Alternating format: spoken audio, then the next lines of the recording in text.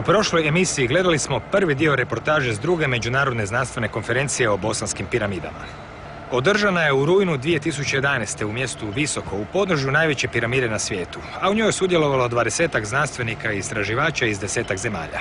Šetnju kroz drevnu povijest, pa kroz svijet bosanskih piramida, kao i kroz tunele ispod njih, nastavit ćemo i danas, ovdje, na rubu znanosti.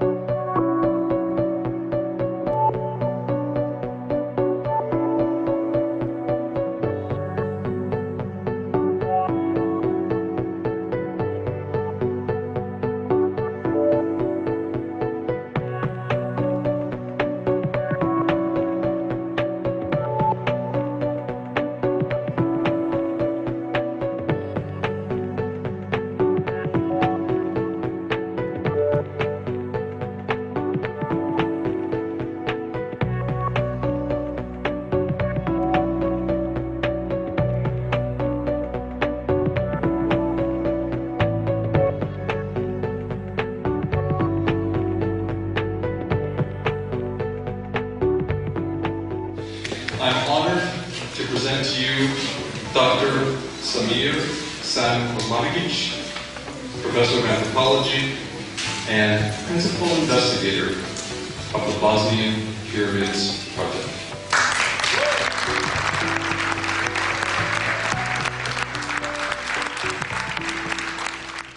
Dr. Riccardo Bret, arheolog iz Italije, diplomirao je na Univerzitetu u Veneciji, došao nam je u goste prošle i ove godine radio istraživanja na bosanskoj piramidi Mjeseca, a predstavio je rezultate radiokarbonskog ispitivanja organskog materijala sa piramide Mjeseca. We have a structure that is basically very similar to megalithic structures, but in a way stands out because you have various different layers. It's not simply built out of big blocks, it's built out of layers. And one after the other, by studying them, we're slowly understanding how the structure was incredibly planned and manufactured. It's really an amazing thing. It's 190 meters tall. It's really, really wide. The main face, which is the western face, is the one on which the excavations have been carried out the most, and on the plateau, which is on the top. It's not a pyramid in the sense of the Egyptian pyramids. It has the shape and it has a flat top on the top.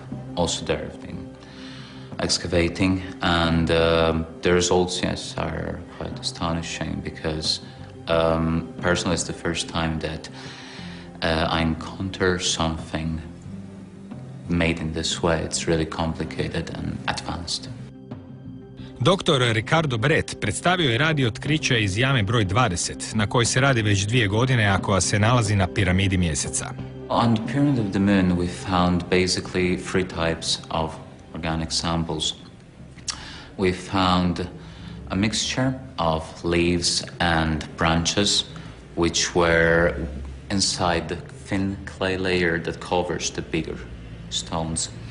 Then we have a carbonized area, which gives us the possibility to state different hypotheses, but it's very complicated when we're talking about carbonized wood because it can mean so many different things.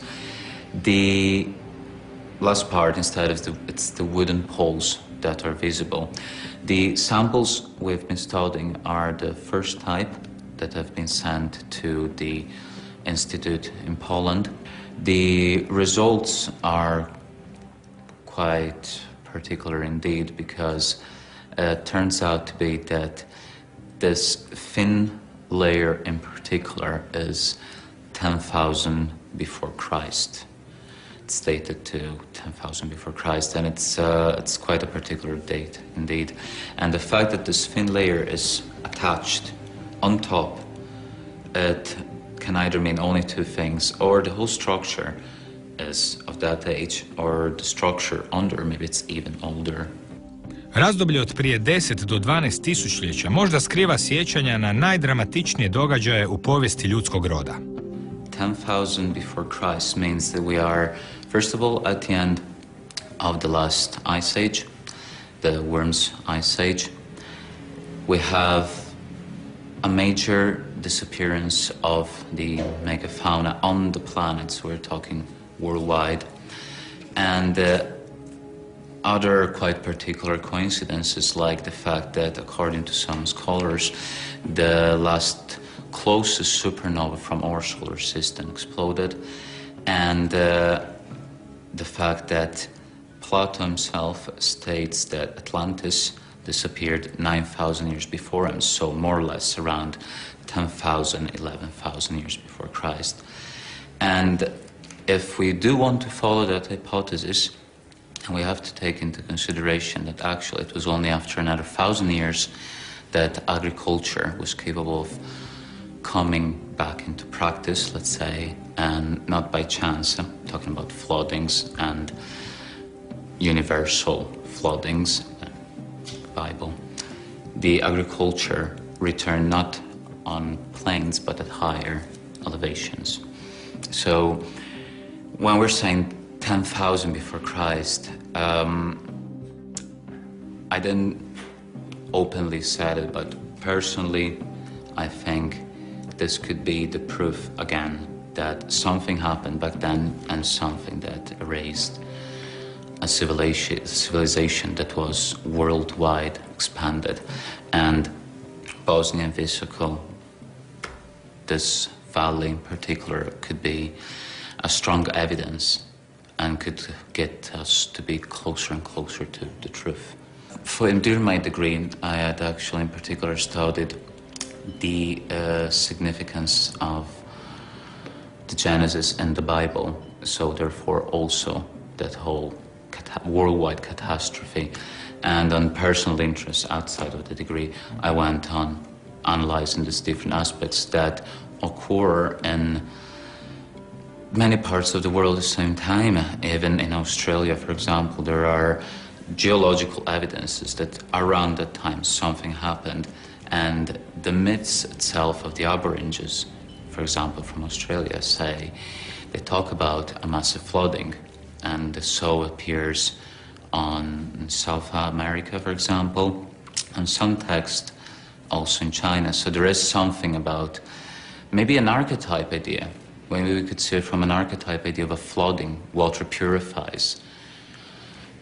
It could be a practical reality. Something happened, a catastrophe, a major catastrophe, so word by word, humanity was washed away to return. It could be seen in a more archetype way as men had to be purified to return to knowledge. Or we could see it even in a scientific way. Something happened which in the memory of man remained as a global disaster, and it just remained over the centuries in our knowledge, because it's not by chance that it appears everywhere in the planet, this idea. A jama broj 20 tek je počela otkrivati svoje tajne. The conclusions basically are that, first of all, the Sonda 20 is exceptional in its type of structure, and it's really hard for me to believe. Every time I go there, I'm like, no way, this can't be natural. You can state any type of example, and often happen to me of people like commenting on, for example, the report that had given out to the foundation last year. And I'm sorry, but the photos and examples they give to me were not enough they were different from what Sonda 20 is. There's just way too many details. Channels, galleries, wooden poles at equidistant 30 centimeters, clay layers with organic, there's so much stuff. So to me, first of all, Sonda 20 is artificial. Second, considering it, all in all, it's not a limited area to itself. Somebody just decided to build a little drainage system there. Now it's part of a bigger thing. It's part of a structure. Either we want to call it pyramid or we want to call it megalithic structure. The conclusion is the same. It's something man-made.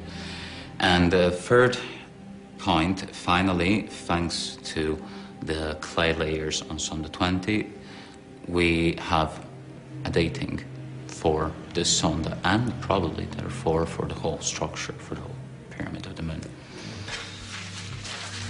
Evo nas na 180 metara od ulaza, raskršće, lijevo jedan, desno drugi tunel. Čistili smo prije godinu i po dana ovaj tunel i nakon nekoliko metra došli do nove raskršnice sa vrlo lijepim suhozidom. Neko je napravio ovaj suhozid da zagradi 3 podzemna tunela. Ovi su tuneli trenutno zatrpani, ali ako se uvučemo unutra, sa lijeve strane jedan tunel, a sa desne drugi. Ovo je tačno ispred mene, još jedan tunel. Ovaj zid zatvara 3 bočna prolaza. Mi smo došli koristeći ovaj prvi, dakle 1 plus 3, 4. Lijevo od mene 5. bočni prolaz, a skroz u desnu stranu i 6. bočni prolaz. Došli smo na raskršće sa 6 prolaza. Visina svoda na ovom mjestu je oko 2,5 km. Ovo je do sada najveća raskršnica. Što se dublje uvlačimo u tunel, on postaje sve razgranatiji i kompleksniji. Obratimo pažnju na ovaj suhozid. Na prvi pogled sastoji se iz riječnih oblutaka, lijepo slaganih jedan na drugi. Tamno smeđa boja. Međutim, kad malo očistimo, vidimo da ima bijelu boju. A kada ga presjećemo na pola, on sjaji. Ovo je komad kvarcnog kristala. Već smo konstatirali da megalitni blokovi su dijelovi mehanizma koji generira elektromagnetno polje. Kada se elektromagnetno polje, kada udari u kvarcni kristal, dobivamo takozvani piezoelektrični efekat koji generira ultrazvuk. Na ovom mjestu ultrazvuk je 31 kHz. Mi možemo da čujemo sa našim slušnim aparatom od 20 Hz do 20 kHz. Sve preko 20 kHz je ultrazvuk. 31 kHz mi ne možemo, ali životinje mogu čuti. Interesantno je da od prvog dana u ovom podzemnom kompleksu nismo našli nikakve kosti životinja, a ni danas niti psi, mačke ili lisice ne ulaze u podzemni labirint. Čini se da je neko stvarajući ultrazvuk stvorio i branu ulasku životinja u ovaj prolaz, čuvajući ga samo za sebe.